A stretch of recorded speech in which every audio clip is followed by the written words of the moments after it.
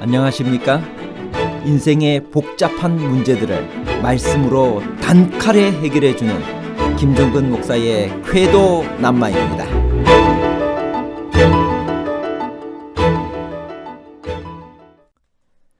데살로니가 교회의 문제는 무엇인가요? 재림에 관해 어떤 혼란들이 있었나요? 그것이 오늘날 재림을 기다리는 우리들에게 어떤 교훈을 주나요? 데살로니가 교회는 재림을 고대하는 재림교회로서 열성 있는 믿음으로 모본이 되는 교회이므로 아무런 문제가 없었나요? 아니면 재림의 시기를 정하는 문제로 어려움을 당한 교회였나요? 문제 없는 교회와 문제 있는 교회에 관한 복잡한 문제를 하나님 말씀의 가르침으로 명쾌하게 해결해 드리겠습니다. 데살로니가 교인들은 때와 시기에 대해 특별히 관심이 많았습니다. 그 이유는 무엇인가요? 데살로니가 전서 5장 1절 형제들아 때와 시기에 관하여는 너희에게 쓸 것이 없음은. 데살로니가 교인들은 주께서 강림하실 때와 시기에 관하여 관심이 많았습니다. 주의 강림을 기다리는 사람들이 그랬던 것처럼 그들도 그 때와 시기를 알기를 원했습니다. 그것은 충분히 이해될 수 있는 소박한 이유 때문이었습니다. 즉 주님의 강림을 더 잘 준비하기 위해서였습니다.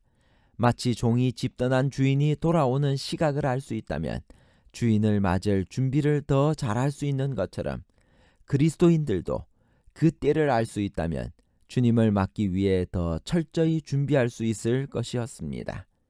종들이 주인이 돌아올 시간에 관심을 갖는 것은 어쩌면 당연하고 충분히 이해할 수는 있는 것이지만 그것이 관심의 차원을 넘어서 거기에 집착하는 것은 충실한 종의 태도가 아닙니다.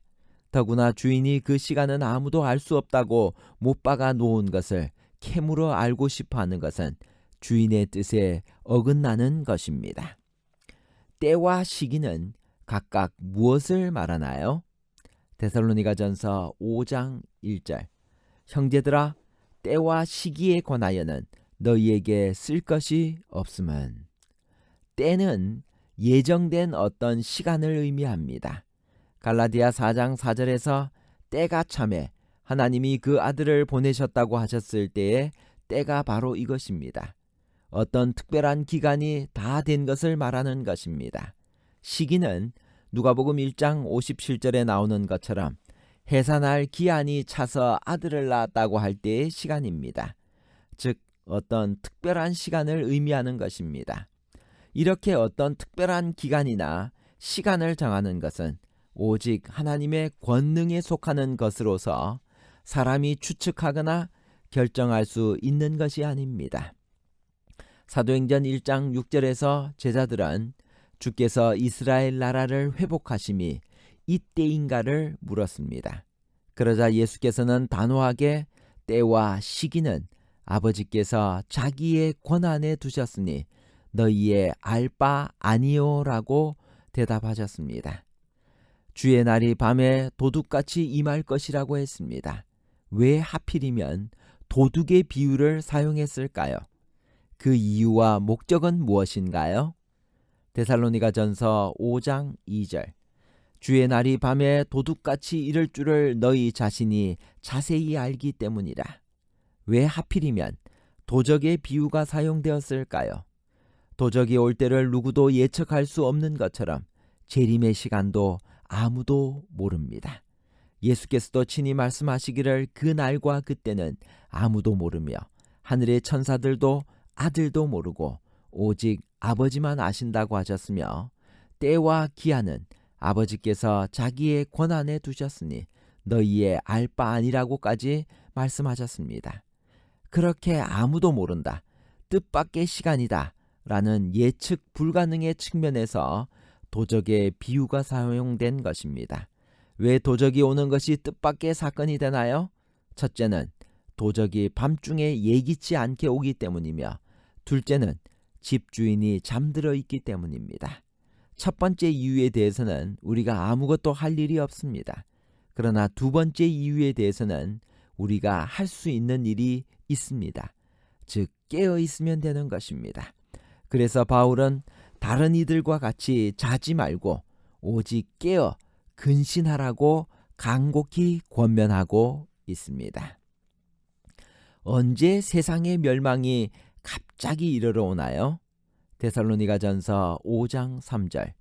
그들이 평안하다 안전하다 할 그때 임신한 여자에게 해산의 고통이 이름과 같이 멸망이 갑자기 그들에게 이르리니 결코 피하지 못하리라. 그들이 평안하다 안전하다 할 그때에 멸망이 갑자기 그들에게 임한다고 하였습니다. 종말은 사람들이 예상하지 못한 때 갑작스럽게 임할 것입니다. 소돔과 고모라가 멸망하기 전날 밤 아무런 징조도 나타나지 않았습니다. 그러기에 쾌락을 찾는 사람들이 롯의 집으로 몰려가 행패를 부렸을 것입니다. 멸망하는 날 아침도 다른 때와 똑같이 찬란한 아침 해가 떴습니다. 사람들은 또 하루의 쾌락을 위해 바쁘게 움직였습니다. 그때 청천벽력처럼 소돔과 고모라의 마지막이 왔습니다.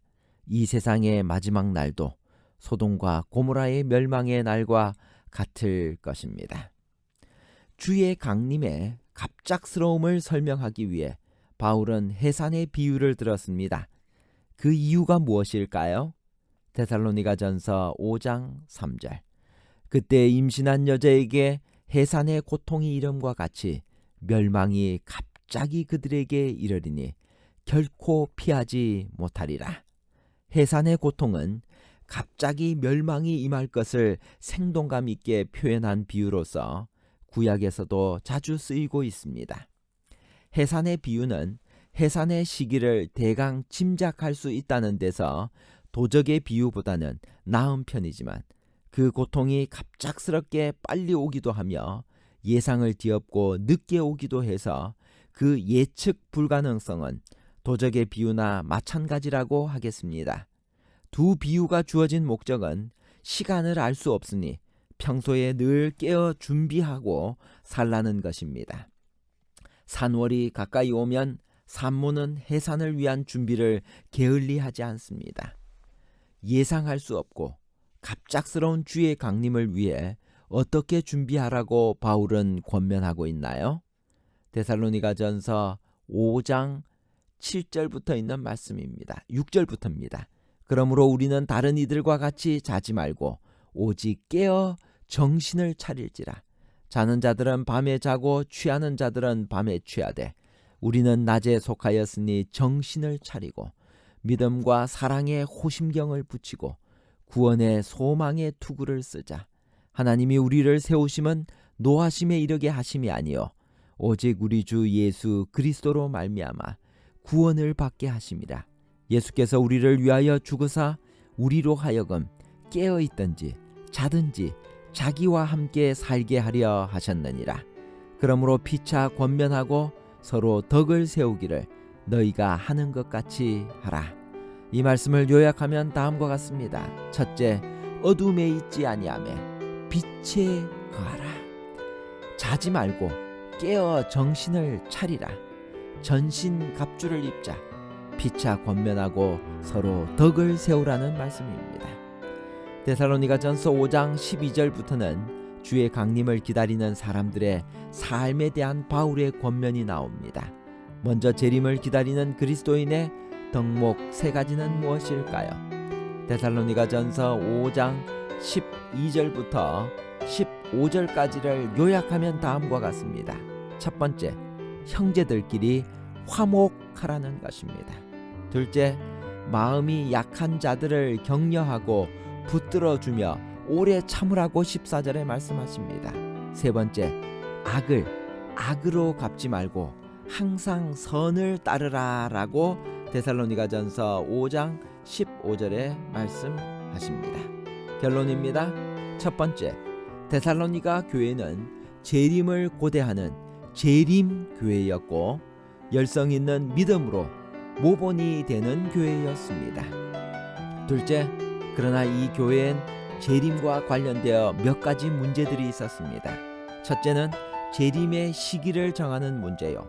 둘째는 재림의 임박을 핑계로 규모 없이 사는 삶이었습니다.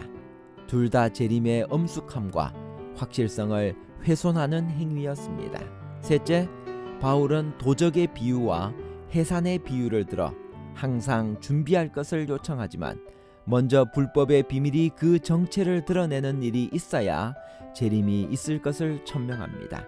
그리고 규모 없이 사는 자들에 대해서는 일만 만들지 말고 조용히 자기의 할 일을 하라고 권면합니다. 감사합니다.